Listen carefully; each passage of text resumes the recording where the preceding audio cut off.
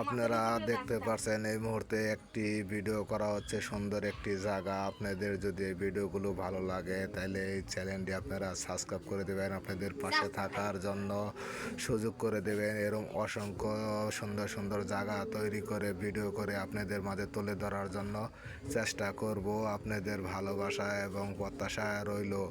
জানি না আপনাদের এই ভিডিওগুলো হয়তো কেমন লাগবে, যদিও ভালো লাগে তাহলে এরকম করবেন। এরকম বিশেষ অনেক সুন্দর সুন্দর জায়গা আছে। আসলে আমাদের এই সুন্দর জায়গাগুলো আল্লাহ তাআলা সৃষ্টি করছে। আমাদের দেশে অনেক অসাধারণ সুন্দর জায়গা, আসলে সেগুলো আমরা অনেক দেখি, কেউ হয়তো অনেকে বেড়ায় না। এরকম বিভিন্ন জায়গায় গেলে দেখা যায় এমন সুন্দর দৃশ্য এবং কি মনোরম জায়গাগুলো আপনাদের হয়তো অনেক ভালো লাগে। ঘোরাফেরাটা একটি মনের খোরাক, মনের ভালো লাগা, এর জন্য মানুষ বেড়ায় অনেক তৃপ্তি।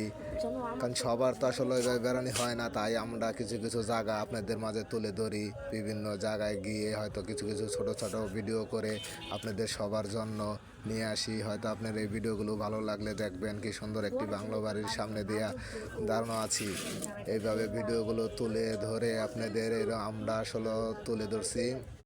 আমরা আসলে যেখানে যাই, আমাদের দেশটি বাংলাদেশ অনেক সুন্দর, এমনকি আমরা দেশের মাটি, দেশকে আমরা অনেক ভালোবাসি। দেশকে নিয়ে যারা আসলে ভাবে, আসলে দেশকে নিয়ে ভাবার দরকার। আমাদের দেশটাকে সুন্দর করে পরিচ্ছন্ন রাখা এটা আমাদের সবার সকলের কর্তব্য।